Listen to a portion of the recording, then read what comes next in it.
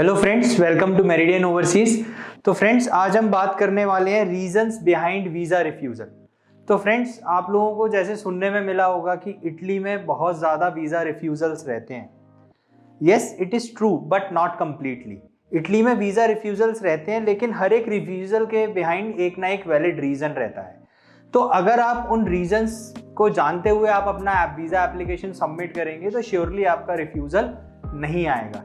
तो आज हम बात करने वाले हैं उन्हीं रीजंस के ऊपर जिस रीजंस के चलते आपका वीज़ा रिफ्यूज़ल आ सकता है। तो इस वीडियो को पूरा देखिए लास्ट तक। सबसे पहला पॉइंट है इनकम्प्लीट एप्लीकेशन फॉर्म। तो स्टूडेंट्स, फ्रेंड्स, आपको ध्यान रखना है कि जब भी आप अपना वीज़ा एप्लीकेशन फॉर्म फिल करें तो उसको ध्यान से बोल्ड कैपिटल लेटर्स में फिल करें और उसमें किसी भी तरह की कहीं भी ओवरराइट या किसी भी तरह की कोई मिस्टेक ना हो।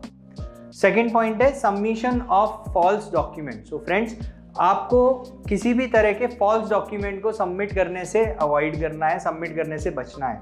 आपको अपने जितने भी डॉक्यूमेंट्स हैं वो प्रॉपर्ली लीगलाइज्ड कराने हैं, वेदर HRD अपोस्टाइल में भी आपके जो एकेडमिक्स डॉक्यूमेंट है वो ME अपोस्टाइल होंगे, जो आपके फाइनेंशियल डॉक्यूमेंट्स हैं वो आपके SDM अपोस्टाइल होंगे। तो आपको प्रॉपर सारे डॉक्यूमेंट्स अपने लीगलाइज्ड कराकर ही सबमिट करने हैं। Third one is lack of funds. तो फ्रेंड्स, सबसे मेन जो रीज़न रहता है इटली में वीज़ा रिफ्यूज़ल के लिए वो रहता है लैक ऑफ फंड्स। तो आपको सबसे पहले ये जानना ज़रूरी है कि अगर आप बैचलर्स के लिए जा रहे हैं तो वहाँ पर आपको अपनी कॉस्ट ऑफ लिविंग और ट्यूशन फी का पूरे 3 साल का फंड शो करना रहता है। वहीं अगर आप मास्टर्स के लिए जा रहे हैं तो आपको ये 2 साल का फंड शो करना रहता है, जो अभी प्रीवियस ईयर्स में आपका सिर्फ 1 ईयर का आपको शो करना था।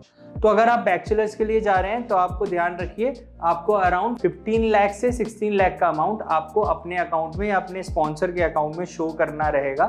और वो जो फंड है वो प्रॉपरली आपके स्पॉन्सर के इनकम स्टेटमेंट से जस्टिफाइड होना चाहिए। सेम अगर आप मास्टर्स के लिए जा रहे हैं तो मास्टर्स के लिए आपको अराउंड 11 to 12 लाख का फंड अपने अकाउंट में और वेदर अपने स्पॉन्सर के अकाउंट में शो करना रहेगा, जो कि अकॉर्डिंगली फाइनेंशियल डॉक्यूमेंट से जस्टिफाई होना चाहिए। Next point is, fourth point is intention to return to home country not clear. So friends, जब भी आप इंटरव्यू के लिए जाते हैं, आप वीज़ा सबमिट करते हैं तो आपको इंटरव्यू फेस करना रहता है, जो कि काउंसलेट टू काउंसलेट वेरी करता है। तो उस इंटरव्यू में आपसे कुछ क्वेश्चंस किए जाते हैं, उसमें से मेन जो उनका मोटिव रहता है वीज़ा ऑफिसर का, वो मोटिव रहता है ये पता करना कि क्या कोर्स कंप्लीट करने के बाद आपका होम कंट्री में वापस आने का इंटेंशन क्लियर है या नहीं। तो आपको आंसर देते समय हमेशा ये ध्यान रखना है किसी भी तरीके से आपका इंटेंशन वहाँ पर ये नहीं होना चाहिए कि यस, मैं कोर्स कंप्लीट करने के बाद वहीं आगे फर्दर कुछ बिजनेस या कुछ सर्विस या किसी भी तरह के और एक्टिविटीज़ में इंडल्ज होने का सोच रहा हूँ। आपको हमेशा यही बताना है कि आप कोर्स कंप्लीट करने के बाद अपने होम कंट्री में वापस आएंगे और यहाँ आने के बाद फिर आप कह सकते हैं yes, I will join in some sort of MNC, I will be enrolled in some sort of business activities and all. Fifth point is invalid travel insurance. तो फ्रेंड्स, जब भी आप इटली में स्टडी वीज़ा के लिए apply करते हैं तो आपको अपने साथ ट्रैवल इंश्योरेंस लेके जाना होता है, जो कि आप मिनिमम 3 ईयर से 1 ईयर तक का ट्रैवल इंश्योरेंस साथ में लेके जा सकते हैं। लेकिन ट्रैवल इंश्योरेंस आपको बुक करते समय सबसे मेन इंपॉर्टेंट चीज़ ये ध्यान रखनी है कि उसमें जो ओवरऑल कवर है वो आपका मिनिमम 30,000 यूरोस का होना चाहिए।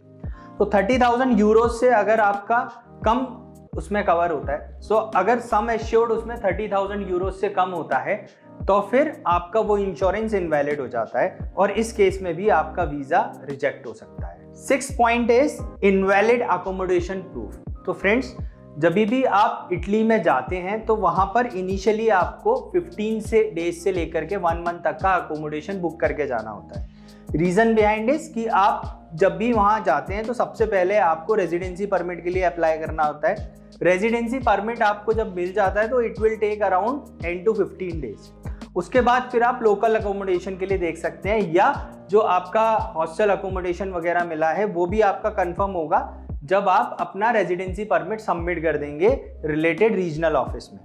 तो इनिशियली आपको 15 डेज से लेकर के 30 डेज तक का एक अकोमोडेशन बुक करके जाना होता है। वो अकोमोडेशन प्रॉपर होना चाहिए, उसमें भी आप फेक डॉक्यूमेंट किसी भी तरह का नहीं लगा सकते या डमी अकोमोडेशन नहीं लगा सकते। तो वो जेन्युइन होना चाहिए। उस अकोमोडेशन को बुक करने के लिए कई सारी ऑनलाइन वेबसाइट है, जैसे booking.com है, उसका यूज लेकर के आप अकोमोडेशन बुक कर सकते हैं और वहां पर पे एट प्रॉपर्टी का ऑप्शन चूज कर सकते हैं। तो फ्रेंड्स, ये कुछ मेन पॉइंट्स हैं जिनके चलते अक्सर कैंडिडेट्स के वीजा रिफ्यूजल आते हैं। अगर आप इन पॉइंट्स पे ध्यान रख करके अपना एप्लीकेशन सबमिट करेंगे तो श्योरली आपका वीजा रिफ्यूजल आने के जो चांसेस हैं वो बहुत ही कम हो जाएंगे।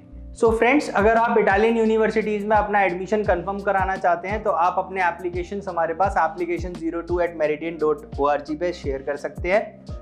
तो अगर आप लाइव काउंसलिंग सेशन लेना चाहते हैं तो आप हमारी वेबसाइट meridian.org पे जाकर के लाइव काउंसलिंग का एक फॉर्म है वो फिल कर सकते हैं, सो दैट हमारे काउंसलर्स आपको कॉल करेंगे और आपका लाइव काउंसलिंग सेशन कंडक्ट हो जाएगा।